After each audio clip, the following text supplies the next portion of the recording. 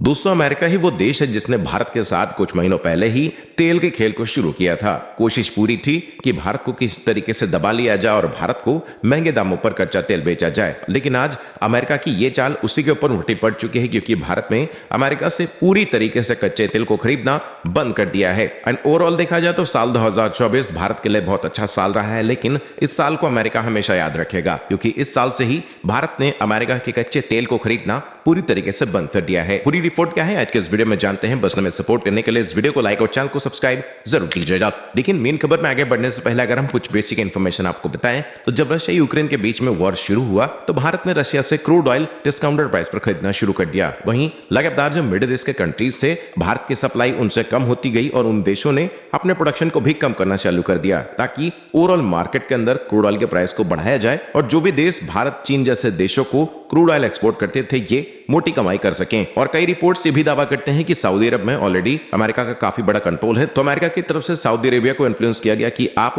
Crude oil के production को कम करें। लेकिन कुछ समय बाद अमेरिका अपनी इस बात से पलट जाता है और अमेरिका खुद क्रूड ऑयल के प्रोडक्शन को बढ़ा देता है और उसी के साथ ही वेनेजुएला पर लगाए हुए सभी सैंक्शंस को हटा दिया जाता है। और ये सारी चीजें इतनी ज्यादा कॉम्प्लेक्स हो गई कि मार्केट में डिमांड से ज्यादा तेल की सप्लाई हो गई, क्योंकि अमेरिका के साथ साथ वेनेजुएला से भी क्रूड ऑयल का प्रोडक्शन शुरू हो गया और मार्केट में जिस रेट से क्रूड ऑयल के प्राइस बढ़ने थे वो घटने लगे। लेकिन अमेरिका ने यहां पर भी एडवांटेज लेने की कोशिश की। उन्होंने सोचा कि क्रूड ऑयल के प्राइस को अगर हम घटाते हैं तो भारत हमसे कच्चा तेल लगातार खरीदना शुरू कर देगा। और अगर हम बात करें आज की मेन खबर के बारे में तो भारत ने कंप्लीटली अमेरिकन क्रूड ऑयल को परचेस करना बंद कर दिया है, क्योंकि अमेरिका से आने वाले क्रूड ऑयल की सप्लाई ज्यादातर रेड सी से होकर के आ रही थी और रेड सी पर इस समय जो टेंशंस बनी हुई है इसकी वजह से ऑलरेडी ऑयल सप्लाई डिस्टर्ब हो चुकी है। इसी वजह से भारत रशिया से भी क्रूड ऑयल नहीं खरीद पा रहा है, लेकिन अमेरिका ने कई तरीके के सैंक्शंस ऑलरेडी ऑयल कंपनीज के ऊपर लगाने शुरू कर दिए हैं। ये पूरा एक अलग सिनेरियो। लेकिन वहीं दूसरी तरफ अगर भारत के ऊपर नजर डाली जाए तो भारत ने लगातार अपनी सप्लाई चेन को बैलेंस में रखा हुआ है। इसीलिए भारत ने